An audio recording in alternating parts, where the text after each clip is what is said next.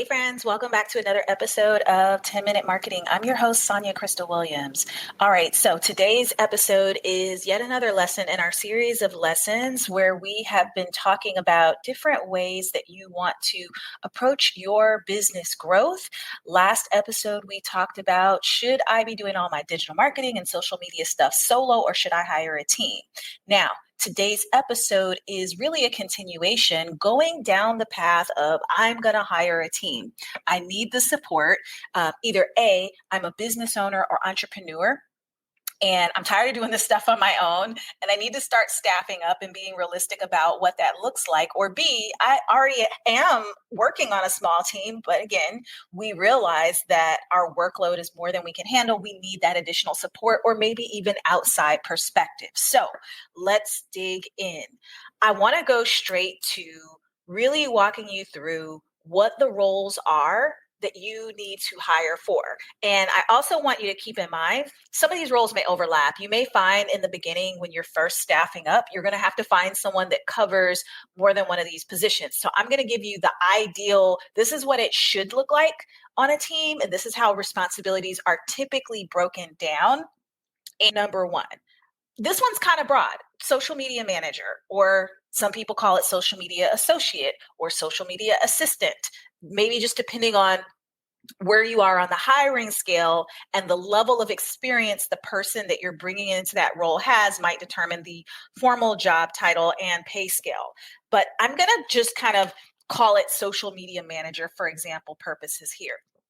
And the social media manager in a typical small business environment or even a mid-sized business, I kind of say a lot of people make this the catch-all. This is the person who's doing everything from producing content, and that content could be in the form of video or images or taking photos, whether that's actually going on site and being on site to get the photos, or actually getting photos sourced from different people on the team and then compiling those and making sure that it gets distributed. So there's in a sense, a sourcing. How is something going to get sourced, whether that's photo, video, graphic? So now they're also a graphic designer, probably using Canva in reality these days, unless they have amazing Photoshop experience or a graphic design background. They're probably using Canva or something like it, okay? This person is sourcing what's going to get produced and what's going to actually get published on social media. And then they're taking on the role of actually doing the publishing. They are either pre-scheduling the post to go up, or they are actually the day of going to each social media network and doing the publishing. So we have sourcing, we have publishing, then we have the monitoring side. And this person is also responsible for, especially in really active accounts, monitoring the social media. What kind of responses are we getting back to our posts? What kind of comments are getting dropped on our posts? What kind of questions or inquiries are we getting through our direct messaging? This person should be checking that on a daily basis and ensuring that it all gets done. So in general, that's what the role looks like. There are a lot of other small nuances. So even though I've broken it down into 3 simple things, this is a full-time job. So I want you to keep that in mind. For most companies, if you hire someone into this role, it's a full-time job if you want to grow your social media and if you want to produce content on a daily basis. And I broke content down really simple: videos, graphics, photos. I want you to also remember that when that content gets distributed, if it's getting distributed across, let's just say, keep it real simple and say 3 social media networks.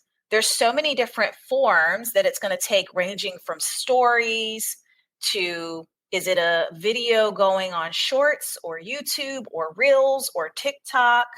What does it look like? You know, is it a regular post that's going to pop up in the feed? Is it a square post? Is it a rectangle post?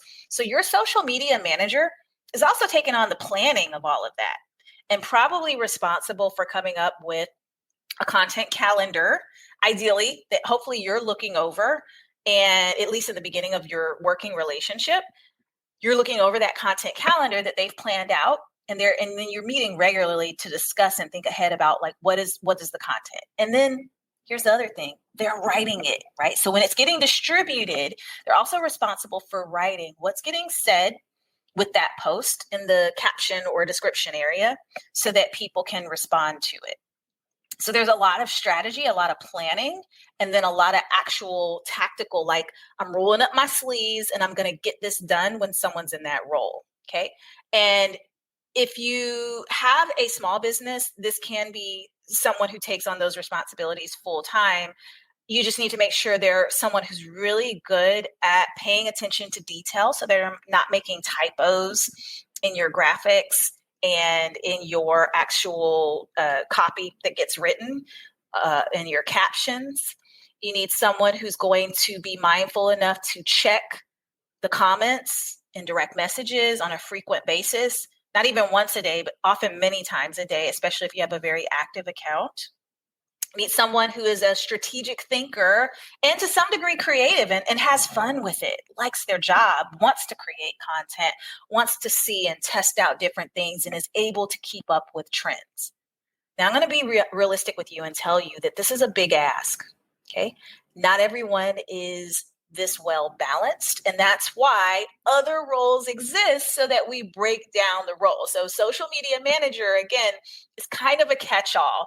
And if you can find someone to hire full-time in your team that has those different skill sets based on their well-rounded experience, or if you want good work produced, then you're going to be searching high and low to find that.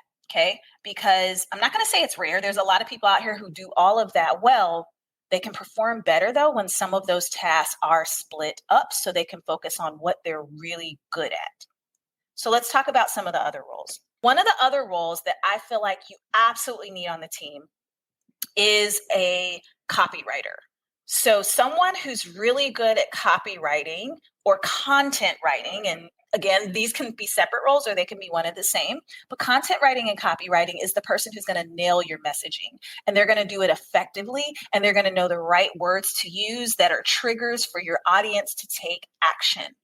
Having someone specifically focused on this role now gives your social media manager the ability to just focus on all the strategic and planning things, and maybe even the production of content that needs to happen, while someone else is taking care of the words that need to convert your audience or get them to do something, whether that's engage with your content, share your content, sign up, on your website or for your email list, or even buy something.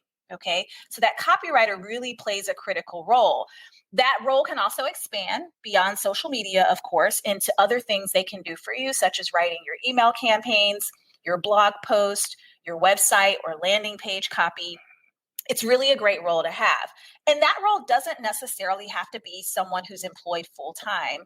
That role could extend to someone who works for you on a freelance basis, or is maybe even part-time with a set number of hours per week. It really just depends on how productive your team is in messaging and how much messaging you might need on a regular basis as you're creating or fine-tuning any offers that you have in place for your audiences. Okay, next role. This is a really important one as well. Graphic designer. Same thing here. Your graphic designer, oftentimes when I've worked with teams, we've hired out graphic designers for support and we give them regular work. So even if they're freelance, they know they're probably going to get X amount of hours or have X amount of projects to work on for our team on a regular basis. So I encourage teams, while a lot of graphic designers might prefer to use their software, again, Photoshop and things like that. And if you have something getting incredibly custom designed, that's still going to be your go-to. Like, we still want the graphic designer to be as creative as possible if they're creating something very original for you. However, nowadays I encourage a lot of graphic designers that I team up with, and if I'm managing and helping teams, beef up what they're doing with their content, get them to create templates for you in Canva or something similar to that, something that you're going to be able to edit. That will take a lot of stress off of you when you need images created quickly down the line and you don't necessarily want to wait for the turnaround on how long it's going to take to come to you from the graphic designer. So consider that as well. it's a really great way to have a partnership. There's also so many resources. If you don't have a graphic designer and you do just have that solo social media manager taking on the role as well, tell them to look for templates. There are lots of template shops that exist where you can find templates designed for Canva, designed for Photoshop, and it will be a lot easier with those pre-designed templates for your social media manager to go in and manipulate those templates into a style that works for your brand. Make sure you've got brand guidelines in place, though, that allows you to do that. That's probably one other area that I work with a lot of graphic designers on, and I really recommend your team do it too.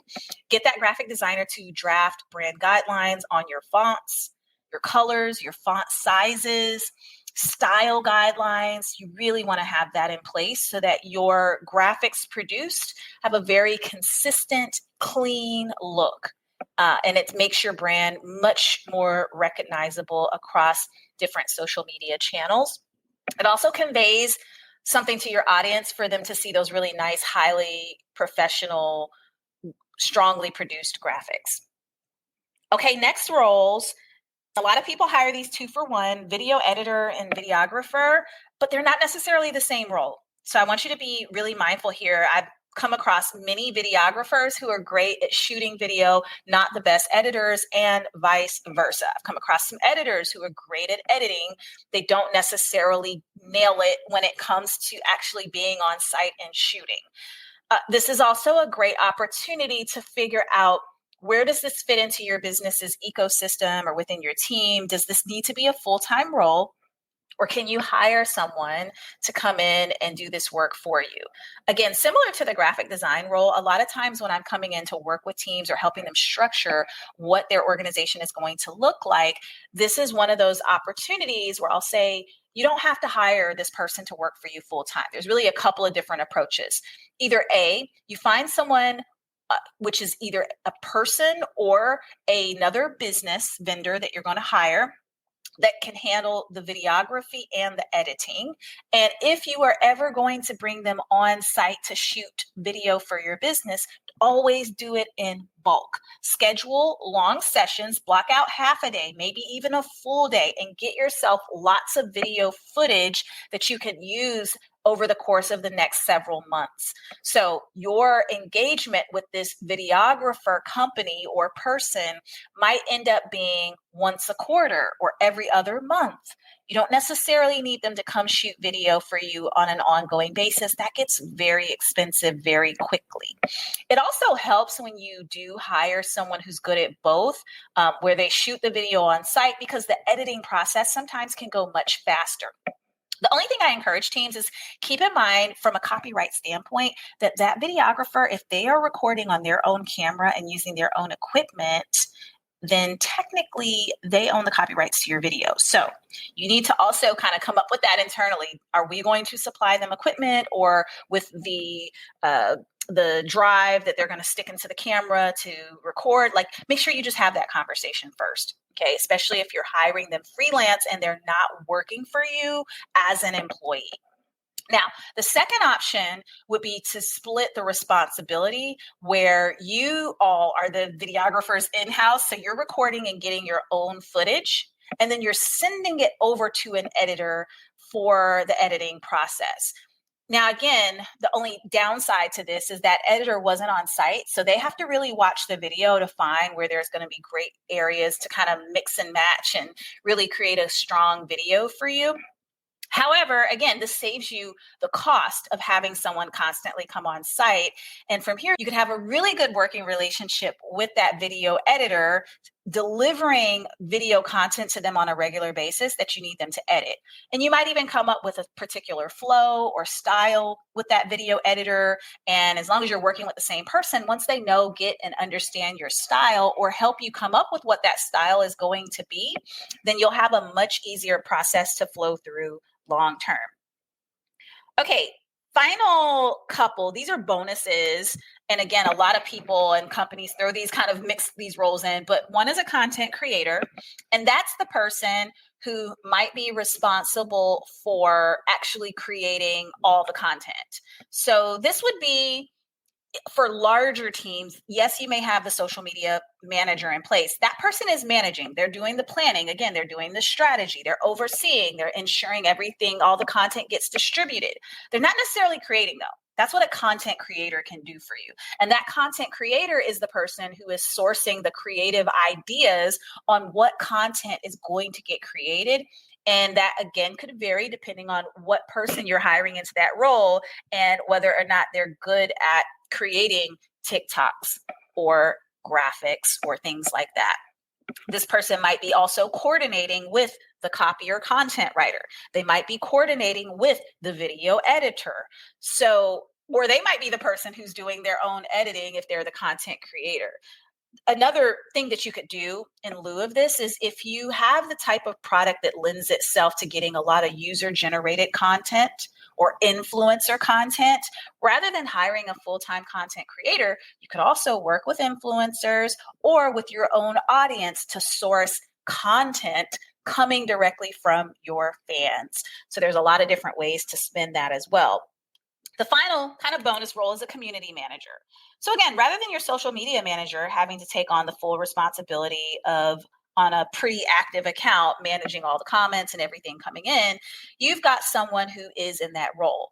A community manager is also even really helpful if your company has any type of Facebook groups and they are the people helping to facilitate and direct conversations, respond to direct messages in really large groups on social media, whether that's Facebook, WhatsApp, or if you're a course creator, you might even have other things beyond that.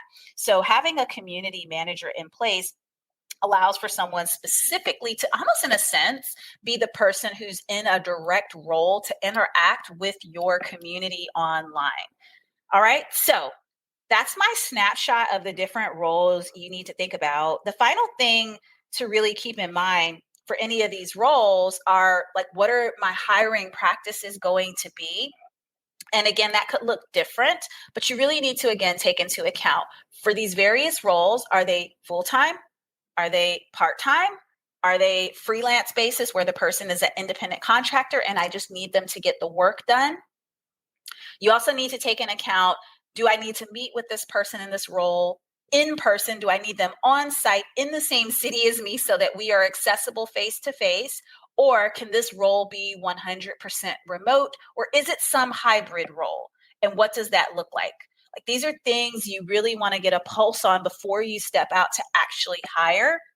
And then my favorite go-tos for where I've seen teams have success hiring, as well as places where I've hired in the past. Let me give you a list and I'll drop these in the comments or in the description of this podcast. That way you've got some leverage and you've got some places you can go. One of my favorites has been Indeed.com. In fact, I have people on my team today that I hired from Indeed.com. It's a really great resource. It is a pay-to-play resource. However, it's an excellent resource to find candidates. In my experience in using Indeed, though, you're going to scan and you're going to look through a lot of resumes. So I've always put questions in place to qualify candidates, and that helps me easily sort through the hundreds of applications that can potentially come in when I'm hiring for certain roles. Another place, and these are a couple of freelance marketplaces, Fiverr.com. And if you're going to a marketplace like Fiverr, my recommendation to you is you need to be really good at giving instructions and overseeing the work that gets done. These are very inexpensive freelance resource websites where you can find freelancers on the cheap. However, to get to the really good ones, you need to be really good at managing so you get the product that you want. Another good one would be Upwork.com. I've used Upwork on and off for many years. I've even taken gigs on Upwork as a freelancer.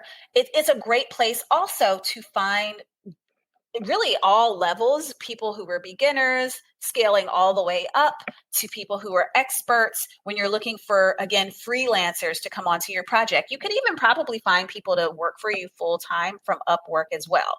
So that's a great opportunity, freelance marketplace. So Indeed, Fiverr, Upwork, LinkedIn. If you've got a larger organization, you're going to definitely be able to find a lot of people on LinkedIn, either directly by posting the job or for actually going through profiles and looking for people that you would be interested in working with. A lot of people have the open to work symbol on their profiles, which might let you know if they're seeking opportunities currently. So it's a great opportunity to essentially look at their online resume and find that as a hire. Beyond that, a few other places would be looking at hiring VAs, and there are tons of marketplaces out there where you can find VAs. Some of them are country based. Some of them are very specific. We hire Filipino VAs, we hire Indian, we hire only US and Canada based. So just look for that when you're looking through the VA marketplaces.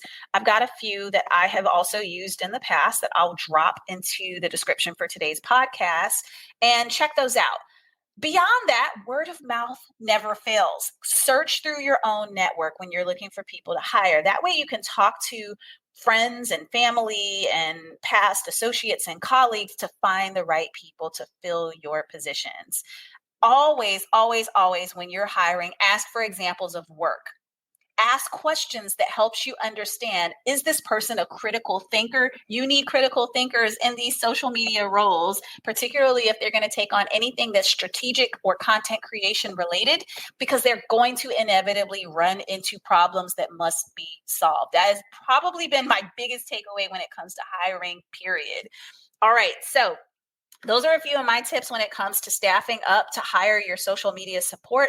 I hope this has been helpful for you. Stay tuned for next week's episode where we continue our conversations around how you're going to grow your business and different techniques to do it. Thanks for listening, everyone. Until next week, take care.